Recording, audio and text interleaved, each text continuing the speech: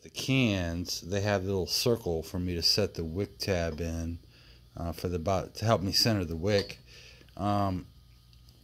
which is embossed in the bottom of the can, and also these little divots. Notice these 3 divots are actually, because they come out on the bottom, and they act as little feet to keep the bottom, or the hot surface, what would be hot when the candle burns all the way to the bottom, off of the table. So like if you got a wooden table, or potentially flammable surface, when you're burning the candle down, to when the hot tin or the hot metal on the bottom of the candle is actually being lifted off of the bottom or the top of the table or the surface you're burning the candle on. I think it's cool. Not only would it help save your furniture from having little marks, if you don't put these on some sort of glass, ceramic, or otherwise fireproof candle dish, it's also going to prevent, perhaps, worst case scenario, it's going to help make your house, your home, your apartment a little more safer by keeping the surface cool, the surface of your table. Anyhow, so these are the cans. I got to take all the lids off. I'm going to set the wicks. My wax, which I melt in a pretty standard little crock pot, is all melted.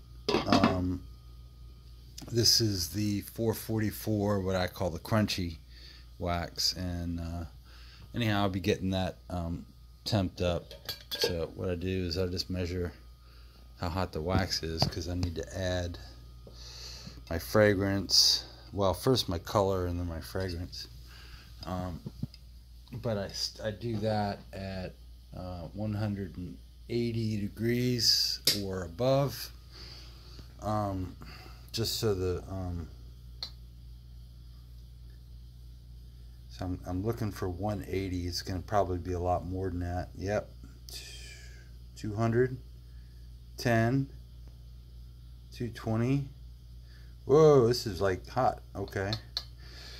Yeah, well, trick there is that you don't want to add the fragrance oil too much above 200. In fact, I added it at 180. It's one of my secrets for all you candle buffs that want to copy my method, or some of you candle buffs